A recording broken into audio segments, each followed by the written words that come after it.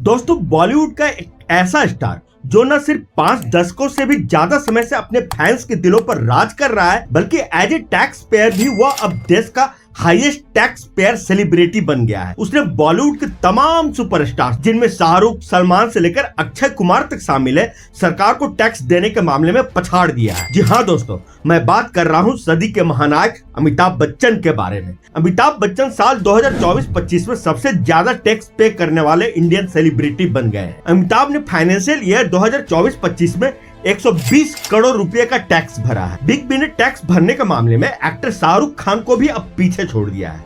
आपको बता दें कि पिछले फाइनेंशियल ईयर में शाहरुख खान ने 92 करोड़ रुपए का टैक्स दिया था और ऐसा करके वो सबसे बड़े इंडियन टैक्स पेयर सेलिब्रिटी बन गए थे।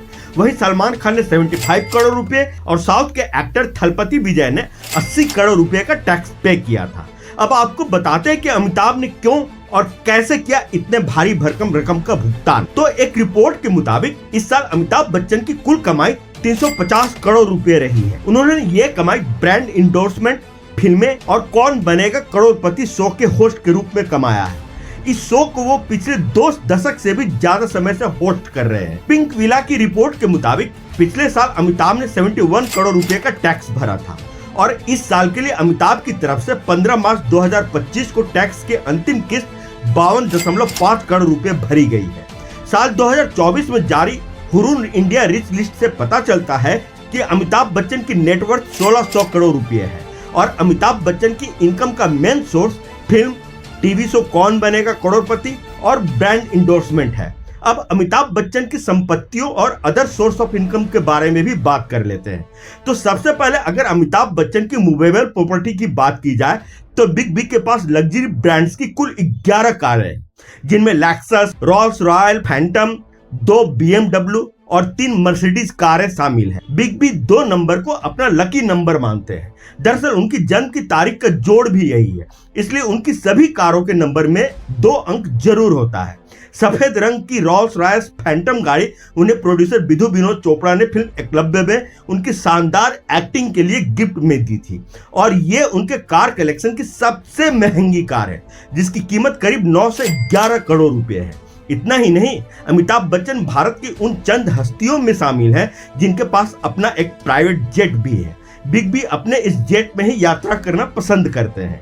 रिपोर्ट्स की माने तो इसकी कीमत 260 करोड़ रुपए है। सबसे पहले हमें उनके जेट की एक झलक तब मिली थी जब अभिषेक बच्चन ने अपने सोशल मीडिया अकाउंट पर एक तस्वीर साझा की थी।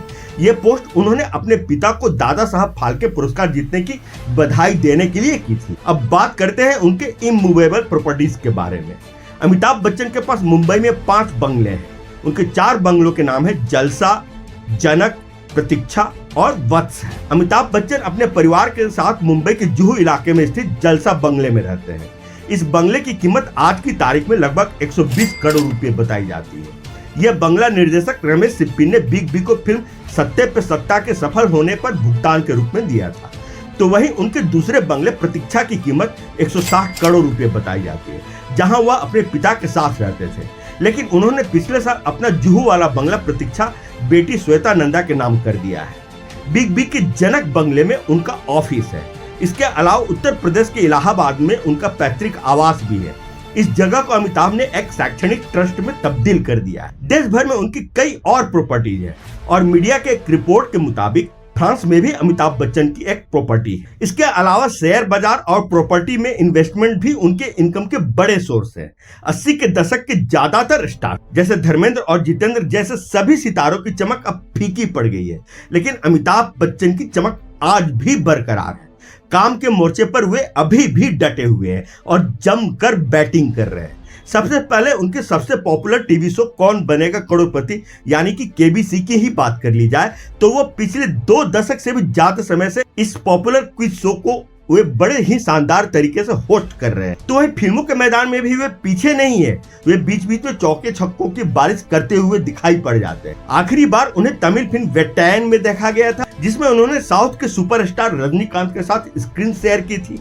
फिलहाल की बात करें तो अमिताभ बच्चन के पास रिभु दासगुप्ता की फिल्म सेक्शन 84 है।